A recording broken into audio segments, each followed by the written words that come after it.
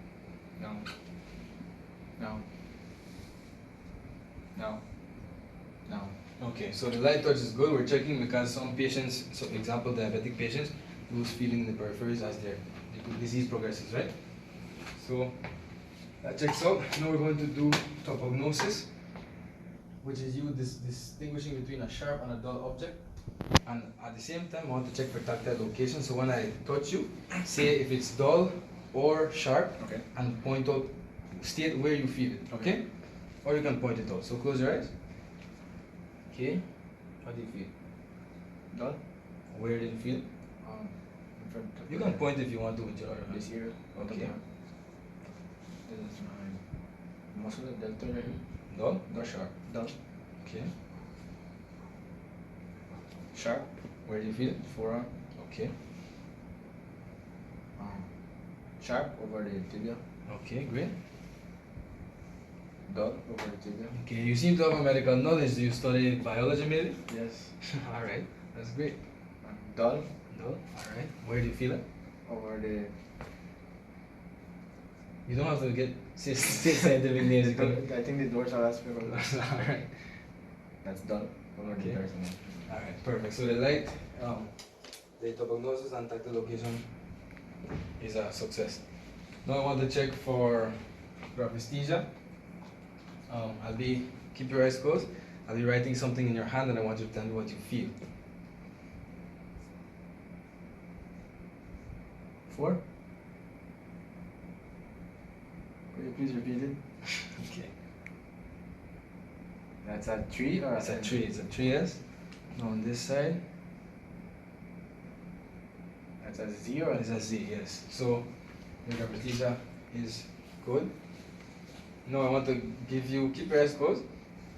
I'm going to check serognosis. I'm going to place 2 objects in your hand and I want you to tell me what they are, okay? So first, your right hand.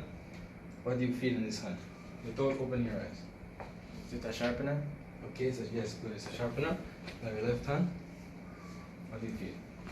It's a pen? It's a pen. Perfect. Okay, so now I'll be moving this hand and I want you to mimic the movements on that hand. Okay. Alright, so this is called kinesthesia. And it tests the nerves on both sides of your body. Okay. Alright, great. So that checks out. Now we're going to be checking the tendons on your, you can open your eyes, sir. We're going to be checking the tendons on your knees. So sit on the bed, so that your feet can hang loosely. Okay. And go a little bit more back. Alright. Alright, so tendons seem to be working on the right leg. Alright, so the tendons are working bilaterally. Okay, just checking to see if I forgot anything in the neurological exam. Yeah, I think that's it, sir.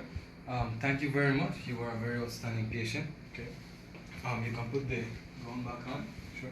I'll be exiting the room so you can change. Sure. Everything checks out. You have no issues with any of your systems. And once again, thank you for being a Thank you very much. Thank you too.